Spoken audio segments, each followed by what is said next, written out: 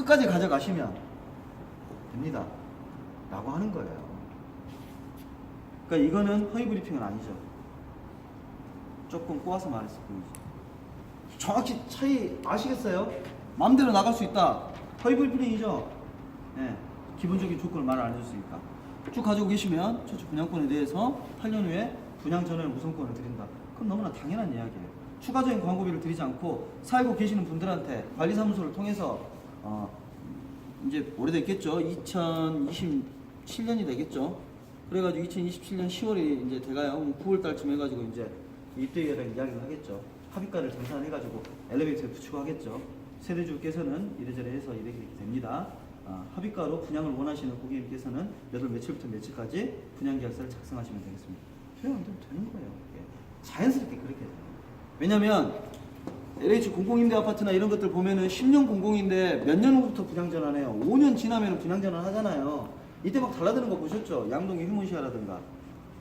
그러면 어떻게 돼요? 분양 전환하면 왜 분양 전환을 하려고 그래요?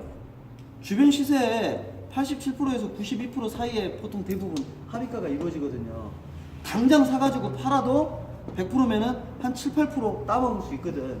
그런데 이미 살아온 기간이 있어서 양도 기간에 중과 기간에 걸려 안 걸려? 안 걸리잖아요. 이거 살아온 기간이 있으니까 거주 기간 때문에 내가 살다가 분양전을 해가지고 하는 거니까. 그래서 이거 분양전환 할 때 이제 볼 수 있는 건데 여기까지 일단 뭐 8년 전세에 대한 내용을 말씀을 드렸어요. 8년 전세까지 해서 궁금하신 점.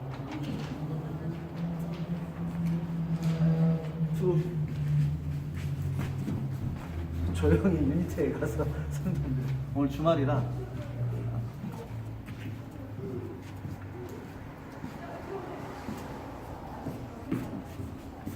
이렇게 되고요. 8년 전세에 대해서 궁금하십니까? 질문. 말씀하시고 우리는 또 이야기를 들어야 또 손님한테 설명을 드릴 수가 있습니다. 8년 전세에 대해서는 다들 아시겠죠? 크게 어렵지 않습니다.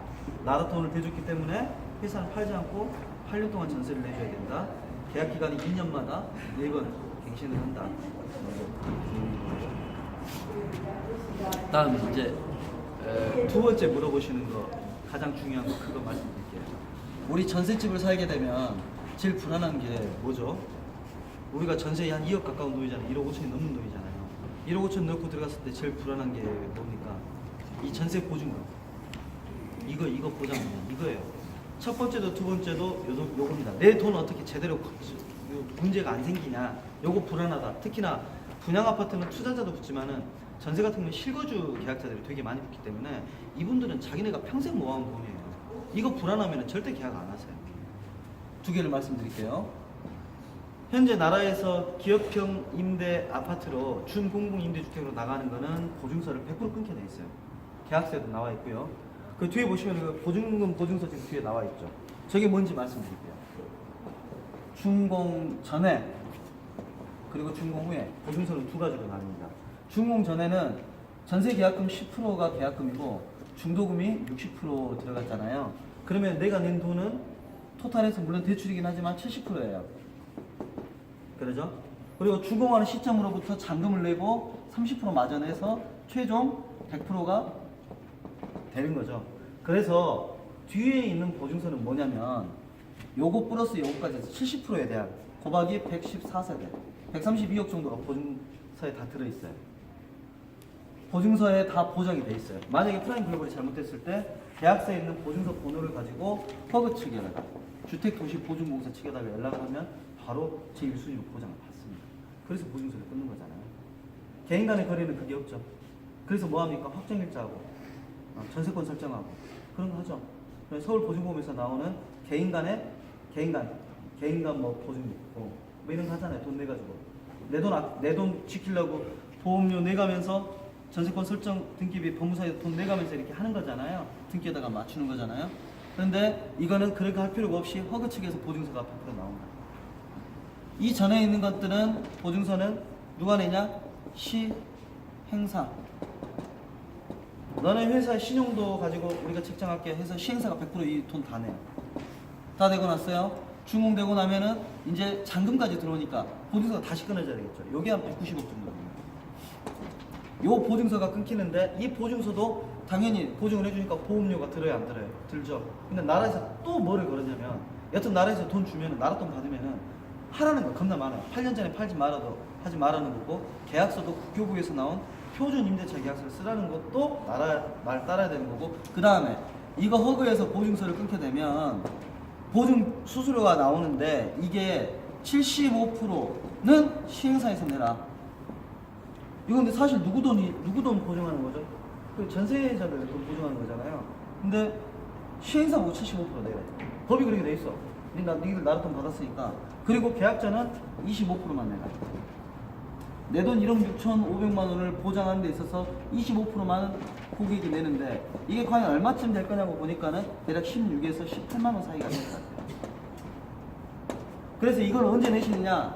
준공하고 요 보증서가 나올 때 내는 거예요.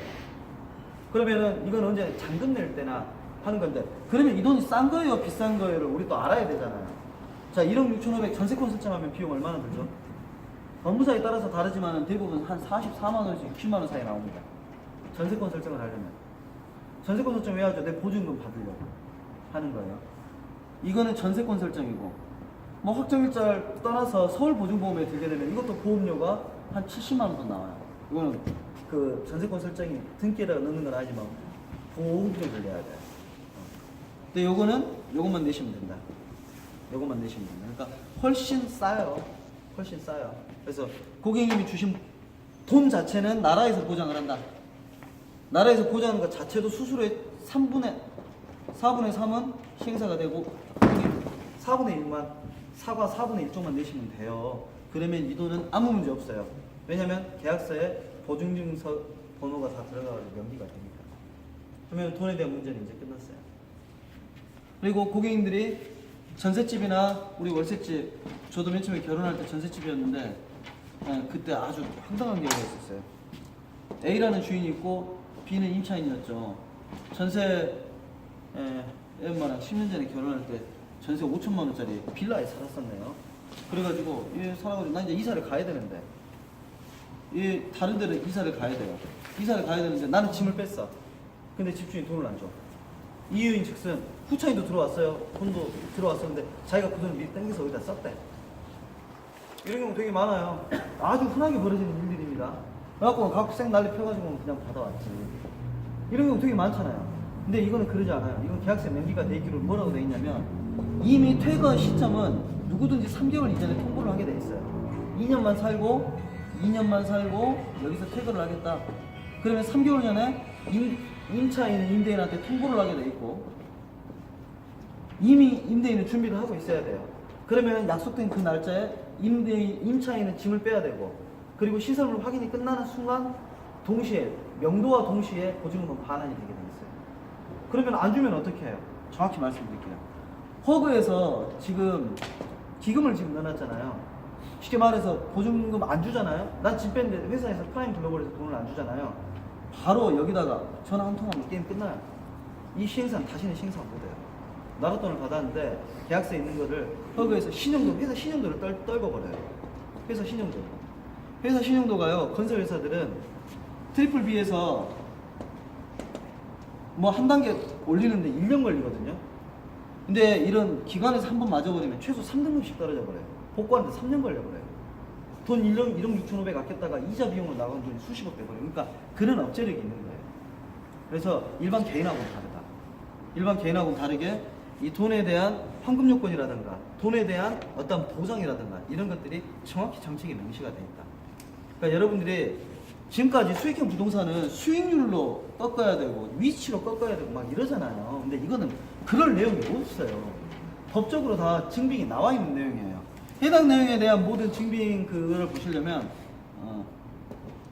민간임대 특별법이라는 걸 보셔야 돼요.